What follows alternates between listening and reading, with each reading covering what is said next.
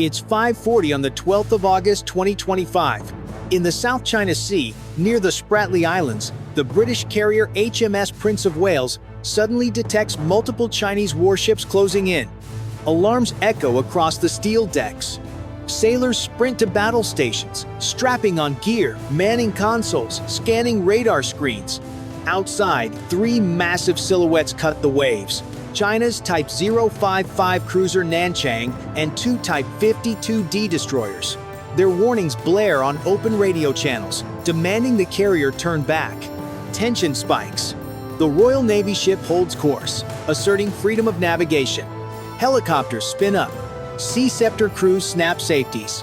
On the flag bridge, voices stay calm, clipped, rehearsed. For long, sharp minutes, every eye and finger waits for the first shot. A single wrong move could light up the horizon, pull in escorts, and draw great powers into something no one can stop. Across the formation, the frigate HMS Richmond rides shotgun, radars humming, missiles cold but ready. The South China Sea is one of the world's busiest maritime highways. Tankers and container ships run through narrow lanes that carry fuel, food, and microchips that keep daily life running from Bangkok to Berlin. Any choke here multiplies fast. Prices jump, insurers hesitate, ships wait at anchor. Today, the British carrier HMS Prince of Wales and the frigate HMS Richmond are not simply transiting. They are flying the flag for freedom of navigation, showing that no single power can turn the open ocean into a private driveway. From Beijing's view, a British carrier near the Spratlys is a direct challenge to its red lines. The Type 055 cruiser Nanchang and two Type 52D destroyers close the gap, broadcast warnings, and shadow every move. On British decks, the tension is physical. The hum of radars, the smell of jet fuel, the clatter of boots on steel. Young sailors scan glowing screens, tracking bearings and speed, rehearsing what to do if a calm order suddenly shifts to one no one wants to hear. If misjudgment sparks gunfire, the consequences spread far beyond one formation. Markets would slide, allies would be forced to choose, and escalation could follow every headline. London's credibility and its promise to stand with partners are measured minute by minute. Washington, Tokyo, Canberra, and Singapore watch in real time, weighing every signal against their own thresholds.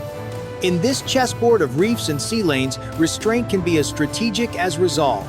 Who is in the right? Britain defending open seas, or China enforcing claims? Drop your take now. Press 1 for London or 9 for Beijing. For now, the carrier holds course towards Singapore and exercise Bersama Lima. The message is steady but unmistakable. Each mile forward raises the stakes, because the next radio call could be routine or the one that tips the balance for years. 6-5. The horizon stays gray, the sea almost glass. On the bridge of HMS Prince of Wales, operators call out fresh tracks, 3 Chinese warships in a tight screen, plus helicopters and drones skimming the radar edge. The strike group moves to full readiness. Watertight doors slam, headsets click, checklists flow in clipped voices that sound routine only because they've been drilled 100 times. The first pressure is electronic. Chinese radars spike and fade, and jamming washes across parts of the spectrum. Jamming floods sensors with noise. British consoles flicker, then stabilize as the team shifts frequencies and narrows filters. Tracks are handed to HMS Richmond to cross-check, so one glitch can't hide a fast mover. At 6:10, warnings pour over open radio. You are in Chinese waters. Alter course. The Royal Navy reply is steady. We are operating lawfully in international waters. Each message is logged, time-stamped, and relayed to controllers tracking from afar. The next squeeze is tactical. The Chinese Type 055 Nanchang angles closer on the carrier's starboard quarter. Fire control radars wink on and off. A lock, even brief, is a shove without touching. The British commander holds formation, but adjusts course by small degrees to tighten arcs and keep maneuvering room. Orders are short. Come right 2 degrees. Maintain 18 knots. On deck, F-35B sit fueled, engines cold. Helicopter crews wait at rotors, safety pins still in. Arming teams check Sea Scepter status lights, then step back. Readiness is the message. Restraint is the method. Chinese helicopters hover low to film, tossing spray against the hull. British sailors track tail numbers and ranges with binoculars. A drone drifts too close, then slides wide as Richmond shifts to block its line. Nobody wants a collision. Nobody wants a spark. Minutes pass like hours. Missile hatches on Chinese ships lift a fraction, then settle. The carrier's decoys remain stowed. The captain's voice stays cool. Maintain posture, no initiations. By 6:20, spacing opens slightly. The standoff hasn't ended. It's been managed, no weapon fired. Yet every watchstander knows how thin the gap is and how fast it can close again. 6:30, the formation tightens. HMS Prince of Wales cuts speed slightly, forcing HMS Richmond to close in, radar sweeping. Across the water, Chinese destroyers mirror every move, their prows slicing the sea with menace. No weapons fired, but the gap shrinks fast. The distance is no longer miles, it's now cables, then yards. Inside the combat center, the mood hardens. Screens bloom with red markers, helicopters orbiting, drones weaving, ships shadowing. Every layer of defense is armed but silent. Sea Scepter crews know their missiles can intercept at range. Gunners on deck grip their controls, eyes fixed on sky and sea. Chinese voices press over radio, repeating demands to turn back. The replies stay clipped. Negative. Operating in accordance with international law. Neither side raises tone, but repetition itself becomes a weapon, drilling nerves, daring the other to blink. 6:40. A Chinese destroyer surges forward, cutting close across the carrier's bow. Spray slams against the flight deck. For sailors, this isn't practice, it's provocation. On the bridge, the captain's jaw tightens. Steady, maintain heading. One rash move would hand Beijing the story of foreign aggression. 6:45. A cluster of drones dives low, buzzing above wavetop, hard to track and harder to hit. Richmond trains sensors, while the carrier shifts 2 degrees to narrow approach angles. It's like tightening a shield, focusing fire where it matters most. The tactic works, but tension climbs again. Below decks, damage control teams staged by hoses and extinguishers, medical kits unzipped. Practice becomes ritual. Count gear, check air, breathe slow. In the hangar, chains and chocks lie ready. One launch order and crews will move as one. Small routines keep hands steady when the horizon wobbles. Each minute is endurance resolve against pressure. Chinese ships close gaps. Missile hatches half open. British sailors check safeties. The ocean becomes a stage where one slip could end in smoke. Would you hold course like Britain or force the intruder back like China? Drop your take below. Hit 1 if you'd stay steady, 9 if you'd push hard. And if you're following this clash, hit subscribe so you don't miss what's next. 6:55. Just as the formation steadies, new echoes appear small, fast, hugging the surface. Not destroyers, not drones at altitude.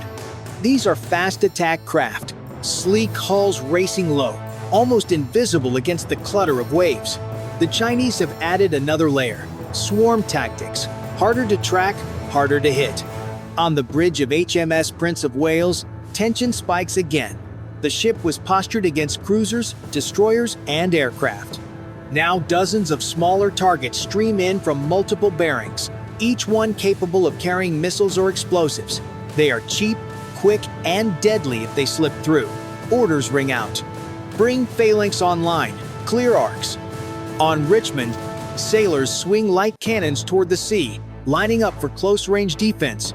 Every operator knows the risk. These craft aren't bluffing with radar locks, they are racing within minutes of weapons release range. The sea turns chaotic, wake trails overlap, vessels dart in and out of radar coverage. Helicopters lift off from the carrier, circling to provide eyes in the blind spots. Their job: spot the fast boats early, feed targeting data before the range collapses. But the swarm tactic forces choices. If missiles are spent on tiny boats, what happens when bigger threats come later? The commander has to gamble, engage now with heavy weapons, or trust the close-in guns to do the job. Both paths carry danger. Chinese radio traffic spikes again, this time sharper. Alter course or consequences will follow. The words leave little ambiguity. On British decks, every hand braces.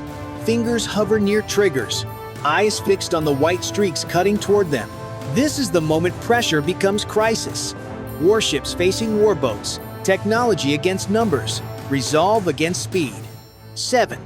The sea erupts in noise. The swarm of fast craft darts closer, their wakes crossing in tangled white scars. Alarms blare. On HMS Richmond, Sea Scepter cells stay closed. The commander saves missiles for bigger threats. Instead, the ship brings guns to bear. Tracers rip the air, arcing into the low morning light. On the carrier, the call comes, phalanx to live. The CIWS spins, barrels whining, then opens up. A storm of rounds slashes the sea, throwing geysers into the path of the incoming craft. One boat veers off, smoke trailing. Another vanishes in a flash, torn apart before it reaches weapons range. The crews know this is the last shield. If they miss, steel meets fire at the hull. Chinese helicopters hover farther back, cameras trained recording every move. The intent is clear, pressure by numbers, hoping to catch one British slip, but the Royal Navy holds firm. F-35B roar to life on deck, not launched but ready, their engines shaking the air. It's a signal the carrier can escalate in seconds if pushed. At 7-8, two fast craft punch through the curtain, weaving hard against tracers. HMS Richmond slews sharply, guns barking in rapid bursts. The water blooms with explosions. The attackers shredded before closing. The ship rocks with recoil, but the line holds. The climax peaks at 7:12. Dozens of sailors, from gunners to medics, brace as another wave bears down. Phalanx thunders, decks vibrate, casings spill like brass rain. One target after another vanishes, but one boat streaks closer, refusing to break. It closes within seconds of impact range. The final CIWS burst tears it apart, debris skids across the waves, spray dousing the bow. For a breathless moment, the sea falls quiet. Helmets come off, shoulders sag. Radios buzz with damage checks. No hits, no casualties. The carrier group has weathered the storm, but the cost is written in sweat and strain across every face. The message is unmistakable. Resolve met pressure, and resolve won. If you'd have stood firm like Britain, press 1. If you'd have forced back hard like China, press 9. And hit subscribe so you don't miss how this standoff reshapes the next chapter. 7:15. The horizon clears. Smoke drifts on the wind. The clash has reached its peak, but the story of what comes next is only beginning. 7:20. The water lies calmer now, though smoke still drifts and broken hulls bob in the wake. The HMS Prince of Wales presses forward, engines steady, flight deck secure. HMS Richmond reforms on her flank, guns cooling, crew exhausted but unbroken. The clash never escalated to full war, yet the memory of guns, drones, and fast craft will linger. For Britain, the message is clear. Freedom of navigation was upheld. The carrier continued her transit to Singapore, bound for exercise Bersama Lima. For China, the confrontation is framed as defense of sovereignty, broadcast across state channels. Both sides avoided a shooting war, but neither backed down. Strategically, the engagement shows how fragile stability has become. A few small boats forced a carrier group to the brink. Cheap systems tested expensive defenses. And every ally, from Washington to Canberra, watched the data flow in real time. What they saw was resolve, but also the heavy cost of holding the line. Insurers will tweak premiums, and captains will shift waypoints. Exchange screens will blink, then steady. Doctrine inches forward one hard-earned line. On the carrier, sailors strip gear, wipe sweat, and log every round fired. The adrenaline fades, leaving silence and the faint smell of cordite. Officers file reports that will shape briefings in London, Washington, and beyond. In Beijing, commanders study the response, planning the next probe. Who do you think truly came out ahead, Britain proving endurance, or China proving persistence? Hit 1 for London's stand, 9 for Beijing's push. And subscribe now so you're here when the next wave breaks. Result: the ship survived, the mission continued, but the balance in the South China Sea tilted a little further toward uncertainty. For the moment, the ocean stays open. But the question lingers when the next wave comes. Will it be just boats and drones? Or will missiles rise from the shore? That's the clash waiting on the horizon.